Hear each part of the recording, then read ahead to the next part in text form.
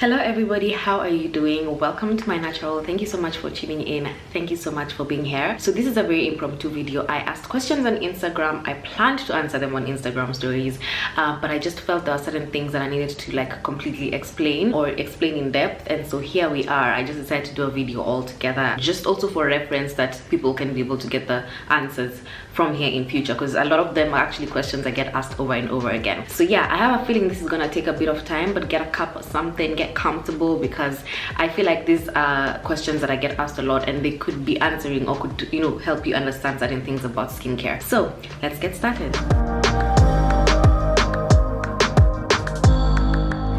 Our first question: opinion on steroid creams and ointments. So steroid creams or ointments are actually used to treat eczema or dermatitis, contact dermatitis. I personally would not encourage you to use them just because they have side effects. It can thin your skin. Sometimes you find that you end up having a lot more stretch marks than you would technically have, just because, of course, probably because your skin is a bit more thinner. It aggravates or makes your acne and rosacea worse, especially if you're using it on your face. It also gives you a lot of hyperpigmentation. I would not encourage you to use steroid creams on your own without the guidance of a dermatologist, just because a dermatologist would know how to guide you. Basically, a dermatologist would be able to gauge whether it's worth all those risks or all those side effects. We cannot be able to tell that. So yeah, I would not advise for personal use. I would say use it if you have been advised by a dermatologist, but otherwise, if you feel the need to even use it at all, just go to a dermatologist, talk to one before you even get on it. When I apply aloe vera gel after niacinamide, it becomes watery. Is that a problem? Actually, I'm not sure if it's a problem. I don't know. I just know that niacinamide interacts very well with all other products, so it's not really a problem in terms of how it acts. But if you want to avoid all that happening, like it getting a bit more watery, maybe what you can do is apply the niacinamide first, wait for 20 minutes, and then apply the aloe vera gel. The order, I don't know if it really matters, but for me, I would prefer that you use the niacinamide first and then the aloe vera gel. And this is because humectants don't do very well when they're just applied on and then left for some time. Humectants like when you apply and then you immediately follow up with a moisturizer. So personally, I would use the niacinamide, wait for about 20 minutes, and then I would apply the aloe vera gel on top and then follow up with my moisturizer. Is it better to deal with acne first before dealing with dark marks or acne scarring? I think this really depends on the stage and it really depends on your skin. So for example, so my answer just in general is yes and no. I would say yes, it's better to deal with acne first before dealing with dark marks and scarring. In a situation where, for example, I had never felt the need to treat hyperpigmentation on my skin, and so I didn't know how hyperpigmentation treatments would react on my skin. In that situation, what I did is I treated my acne first and then I went into hyperpigmentation treatments, because then this allowed me, if I brought in those new treatments for hyperpigmentation, it allowed me to know, okay, this is a reaction that I'm having, or this is acne, my usual acne or my usual breakouts that I'm having. It allowed me to gauge. So I would say it's good to do them together, and I would definitely recommend doing them together, like treating your acne and your hyperpigmentation together, only under the conditions that you already know what works for you in terms of treating your acne and you know what works for you in terms of treating your hyperpigmentation. If you know what products work for you, it's advisable to use them together. But however, if you don't, then I would say treat one first, deal with the acne, and then treat the hyperpigmentation afterwards. But otherwise, once you know what products are good for you, what products work for you, you know how they react onto your skin, do them together. Does changing your diet really help with acne? Yes and no. Yes, help with acne. It does.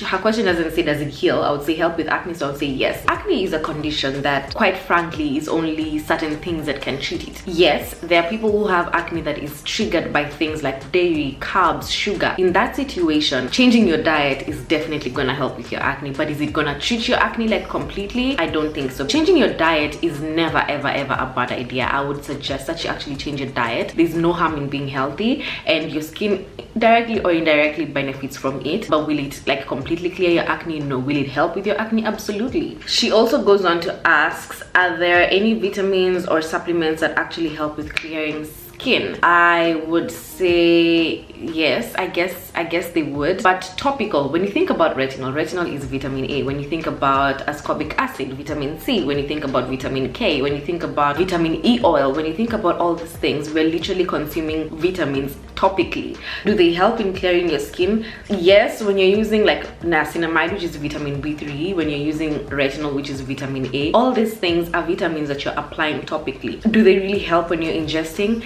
I don't know, but again, it's just one of those things. There's no harm in taking supplements. Like, it's never a bad idea to take supplements. It's never a bad idea to get healthy. The only thing I would actually caution against is biotin. Biotin is ish. For some people it works very well, and for some people it just destroys your skin completely. So if you're looking for supplements like that, I would say just be careful about it. But I don't know, I don't think there's been any like, oh my goodness, take this supplement, it's gonna help your skin. It's my opinion, guys. These are just my opinions. I'm not a dermatologist, I'm not a doctor, I don't know. These are just my opinions. Does the order you apply skincare products matter, or will they still work the same? Yes, it matters a lot, and this is because of efficacy. You want your products to work, right? So there's two ways you can look at it. The first one is by layering them from the lightest product to the heaviest product. You need to have a good foundation for your skin products to absorb properly. You need to have good skin. So if you don't cleanse properly, let's say you have makeup on and you just wash your face without even going through the first step of taking off the makeup, and you just go straight to the face wash, you will not have cleansed your skin properly. And in that situation, the whatever products you're going to use after that, they're not going to absorb, or they're not going to work as well because your foundation is not good. So ensure that your cleansing step is really effective. From there, then you have your hydrator, your moisturizers, your serums, your oils. At that stage is when the layering becomes a question. In a normal skincare routine, or in general, basically, you have your hydrators first. So you've done your cleansing, you've done your toning and exfoliating. Next comes the hydrator, then the cleansers, then the oil or SPF, depending on whether it's day or night. At the hydrating stage is when you can put in your hydrator, and you can also do your serums right after that. So around the hydrating stage is when you also do your serums before you do your moisturizer. So you do hydrator, which is lighter, and then moisturizer, which is a bit more heavier, and then you have your oil, which is definitely the heaviest of them all. When it comes to moisturizers and oils, there are people who say it's interchangeable. I personally just feel like the oil is a bit more thick than the moisturizer, and so I would want to layer in that particular way where the lighter things come first. When it comes to serums, you find that people have maybe 4 or 5 serums. Okay, let's even say 2 serums. Let's just use 2 serums, right? How do you layer maybe a hyaluronic acid serum and a vitamin C serum, for example? You would look at it in 2 ways. You could decide to layer from lightest to thickest. That's up to you. Or you could say, maybe I want the brightening properties of the vitamin C serum despite the fact that it may be thicker. So you could put the vitamin C serum before the hydrator, because what you want to work best needs to be closest to your skin. Or you could say, hey, I want more hydrating than I care about the brightening from the vitamin C, so you could put the hydrating first, which is thicker, than the vitamin C, which is lighter. Basically, it's 2 things, lightest to heaviest, depending on what you want to work that needs to be closest to you. Let's say, for example, you cleanse your skin, tone, exfoliate, and then you put an oil, and then you want to put serums and hydrators after, and then a moisturizer. I don't think the serums are actually gonna do what they're supposed to do, because you've put something that's so heavy, it's gonna be so difficult for them to penetrate through. I hope that makes sense. Is it okay to wear sunscreen at night as well? I've read some articles that say yes and some that say no. Whether you're using a physical or a chemical sunscreen, a physical sunscreen is literally a barrier to protect you. So it's a barrier. Like, if you're gonna use a barrier, why would you use it at night when you're sleeping? You see, it only makes sense to use it when you are out in the sun and physically protects you. It's a physical barrier. However, this argument might probably be coming about because of the chemical sunscreens, which actually go into your skin and protect you from inside there. Like, it bonds with other things and creates a barrier from inside there. Some say maybe because it's a chemical sunscreen, it needs time to work, maybe sleep with it. But guys, this is still a sunscreen at the end of the day. I believe that it goes into your skin. It could cause a lot of buildup. It could cause a lot of clogging of pores, because it's susceptible to that. It's not comedogenic, but it's susceptible to that. So personally, I would not recommend sleeping with sunscreen. I mean, even when you're talking about cleansing, when I was talking about cleansing, the first thing we say we want to remove pollution, makeup, and sunscreen. Like, why is sunscreen such a big thing that needs to be removed? Those are the questions that you need to ask yourself. How can I get rid of texturized skin skin? Also, can changing climate provinces also affect your skin? I'll answer the first one. I'll say changing climate and provinces can affect your skin. If you move to dry environments, you'll see your skin getting drier. If you're in humid areas, you'll find you don't need so much product for your skin. It does change a lot, and your skincare routine also needs to evolve with a place. I mean, I'm talking about if you're going somewhere like for a long time, your skincare routine needs to evolve to that particular place. If I move to Durban today, where there's a bit more humidity than Cape Town, I need to make sure that my skincare routine reflects that there's a lot of hydration. And if I move to a drier area, I also need to make sure that my skincare routine reflects that there's a lot of dryness here. So we get things that are more occlusive, things that are more, the moisturize a bit more, that hydrate a bit more. And then the first part of your question is, how can I get rid of texturized skin? So the first thing I'll tell you is to exfoliate. Like, not physical. I would say get chemical exfoliants, and the one that I would suggest to you, even if I am a bit iffy about it, is glycolic acid. Glycolic acid does such a good job at treating texture. If you're like me and you're afraid of using glycolic acid at home, and these guys, there's nothing wrong with glycolic acid, it's just me who's scared of glycolic acid, but I'm scared of it because the particles are so tiny. It goes in there, like it really gets in there. The other option is going for a chemical peel. You could ask for a glycolic acid chemical peel. If it's your first peel, most places might not agree to give you that as your first peel. They might rather want to start you off with a lactic acid peel, but a glycolic acid chemical peel, or generally just a chemical peel, could help you a lot with texture. Oils are very good for treating texture just because they smoothen. Like, one of the reasons that people actually use oils in their skincare routine is just for that smoothing effect. That's what oils do. So exfoliate, probably get glycolic acid, chemical peel, use your SPF, and use oils. What's your favorite face wash and serum? My favorite face wash has to be the La Roche-Posay Everclear Age Cleansing Cream. Like, guys, how did they make something so perfect? Like, how? Let me tell you guys, I used this product once.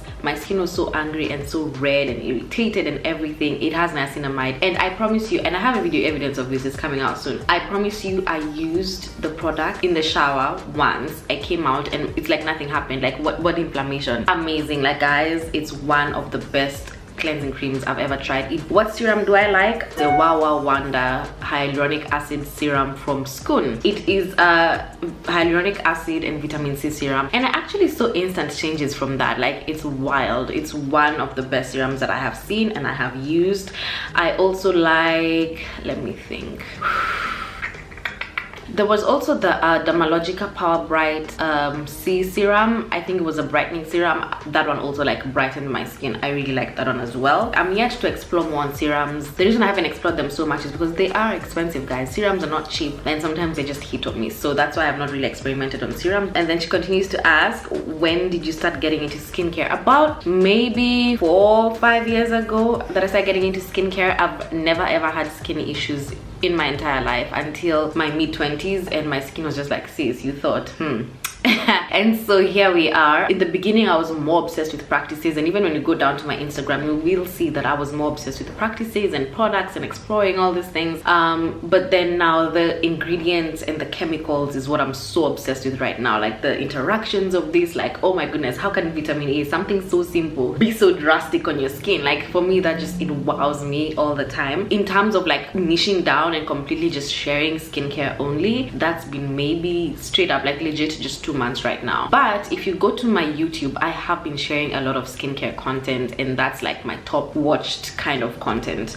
So it's been quite a while actually, guys. I never felt like I had an authority to share like in-depth chemical science kind of skincare, just because I'm like, this is a career, people go to school for this, and here I am coming to yap my mouth about skincare. But I just realized it's all about my experience. I do have estheticians around me who I ask questions. If I'm not able to understand something or understand a concept, I do have people around me who I ask. Eventually, when they want to, I will have them on here, because there's certain things that I cannot answer or I don't have the authority to. I hope that makes sense. But then I just realized there's nothing wrong with me sharing my experiences. I'm on a tight budget, but would like to start treating my combo skin and hyperpigmentation. Any suggestions? Okay, let me just be real with you guys. Treating hyperpigmentation is no walk in the park financially. Treating hyperpigmentation is very expensive, and if you look at it from a from the maker's point of view. I mean, there's a lot of products out there that you can take, bleach your skin, hyperpigmentation gone in a month, right? You're literally gonna bleach your skin. I mean, like whatever happened to Megan Good, that's gonna happen to you. And those products are not that expensive, to be real. Like you might find something for 40 rand and it's gonna clear out your hyperpigmentation, but the long-term damage to your skin is crazy. So you're trying to remove this extra hyperpigmentation that somebody has, but you don't want to bleach their skin. You can imagine balancing that equation in a lab is not easy. It cannot be easy. And so hyperpigmentation products tend to be very, very expensive. So if you're trying to get rid of hyperpigmentation, I would say maybe go for chemical peels if you don't want to include it into your product. But generally, like buying products for hyperpigmentation, you're looking at around 500 rand and up, and those are like the affordable ones. It's not cheap, guys. It's not cheap. So it's something that if you want to do, maybe do it like once you're done at the end and you have a proper skincare routine, and it's something that you're willing to invest in. However, after 4 or 5 months phases of having a good skincare routine, it just somehow your skin just the hyperpigmentation goes and all that, but it does take time. The reason why we are treating hyperpigmentation is because 1, we are preventing, and 2, maybe you want the results faster. If you're on a tight budget and you're trying to treat your combo skin, I would say balance out your products. And what I mean by this is choose what really matters to you and you can splurge on that, and then there are certain things that you can not go so expensive on. So for example, in your skincare routine, you can decide to splurge on a cleanser, because I believe that a cleanser, like guys, I'm not skipping on a cleanser. Guys don't believe this, but a good cleanser will change your skincare routine.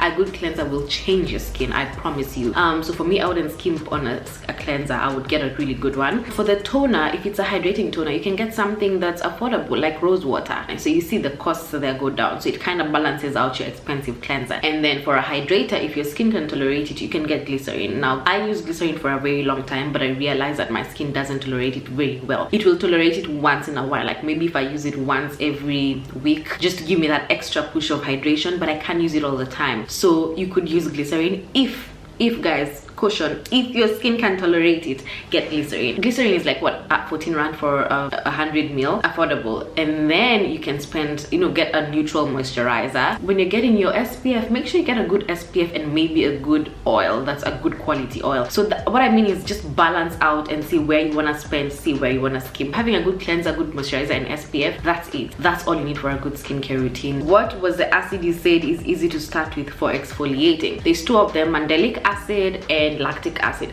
Mandelic acid though is very, very mild. Like I don't even know why it's there, but it's good for it to be there, but it's very, very, very, very, very mild, and the effects are not like really there. So if you have a really, really sensitive skin, I would say go for mandelic acid. Lactic acid is good, but it's also very mild. It's really good, but lactic acid is the girl that she thinks that she is. I promise you, if you have eczema, if you have skin conditions, rosacea, whatever you want to think of, lactic acid is the girl that you want to go for. So lactic acid, I would say, is the one. Affordable products I can try for oily skin. This question I get asked a lot, like, hey, I have this type of skin, what products do you suggest? Now I need to make this very, very clear, because this is something I get a lot. I cannot be able to recommend products to you if I don't understand your skin in totality, holistically. I need to understand your skin holistically, and this is because we can have 2 people who have the exact same skin type, but their goals are different. The products that they've been using prior are very, very different, and so what you see is they will be using very, very different products. They're not gonna use the same products. Guys, we could have 2 people who have the same skin type. So let's say we both have 2 people who have oily skin, right? And then when we look at the products that they've been using,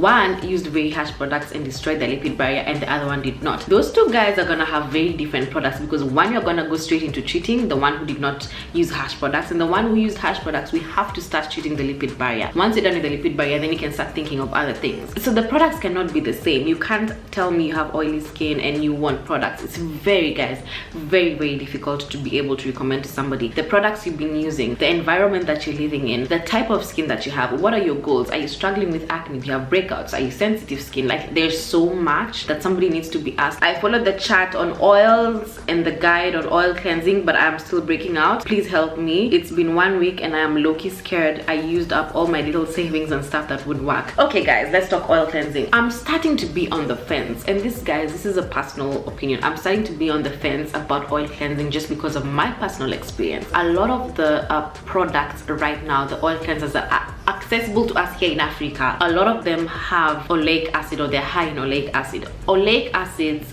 don't work very well with people who have combination skin and oily skin. If you look at the spectrum of skin types and what skin types people have, if you have dry skin, oleic acid is good for you. If you have combination skin and oily skin, oleic acid is going to mess up your skin. And a lot of those oil cleansers have oleic or a high in oleic acid. I would personally want an oil cleanser that is high in linoleic acid and is affordable and is available in Africa, and that's what makes it very, very difficult to oil cleanse. What about using normal oils, like choosing an oil that's for your skin type? Personally, my personal opinion is that I would want something that I apply and it emulsifies. Now let me explain. The oil, most of the oil cleansers that are manufactured, they apply on as oil, and then when they come into contact with water, they emulsify and they become milky and then soapy, so it's like it becomes like a cleanser. So personally, I don't know if I would encourage using like an oil for oil cleansing, but guys, these are just my opinions. I'm not an esthetician, that's just what I feel.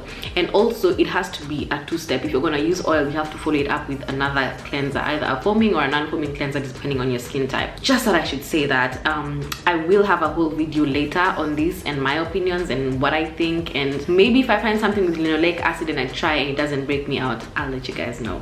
I'm seeing a lot of CeraVe products on the timeline reviews. Guys, go for CeraVe products. All of them have niacinamide, and niacinamide to me is just that girl. Like, she will heal your inflammation, help with breakouts, fine lines, wrinkles, you name it. I would say get CeraVe products, but know which CeraVe products are going to work for you. Just because it's somebody using CeraVe salicylic acid hydrating cleanser doesn't mean that that's gonna work for you, considering it has salicylic acid. You have to do your research and you have to know which ones are gonna work for your skin type, for your goals, for you, not what you're seeing other people doing or not because of other people's reviews. Hi, I know you said you prefer not to recommend a specific chemical exfoliant, but I really don't know where to start. Okay, so for chemical exfoliants, I would say if you're looking for something that has salicylic acid, I would say you could get the Dermalogica Active Clearing Wash, or you can get the Dermalogica Clear Start Tone All Over Toner. It has salicylic acid. Dermalogica Clear Start unfortunately has witch hazel, so it might be a bit strong, but I have used it in the past and I didn't have a problem until recently. But the Clear Start, despite the fact that it has a higher salicylic acid percentage, it does really, really well. I love it. If you're looking for AHA BHA 1, I would say go for the Cost RX Clarifying Lotion. I think you can find that on Glow Theory. I'll post it here somewhere. It's a Instagram page. I'll post the Instagram page and their website. You can find it there. It's an AHA BHA toner, so it has glycolic acid and it has derivatives of salicylic acid. Amazing. So it's AHA BHA, amazing. If you want something with lactic acid purely, I would say go for the lactic acid from what is it called, The Ordinary. If you're looking for more lactic acid, the Ren one, it has ingredients in there for treating hyperpigmentation. So it's a toner, but it also treats hyperpigmentation. That one is really good. Yeah, that's all I can think of for now. If you guys have any other suggestions for chemical exfoliants, let me know. What is your take on the GNLD moisturizer Neolife? Wanjiro, I'm not too sure. I haven't seen the ingredient list. I don't know about the product. I don't know about the brand. However, just look for products that have like glycerin and have dimethicone, don't have dyes in them, don't have too many parabens like this, and if the parabens are there on the bottom of the list, ensure if it has fragrance at the bottom of the list.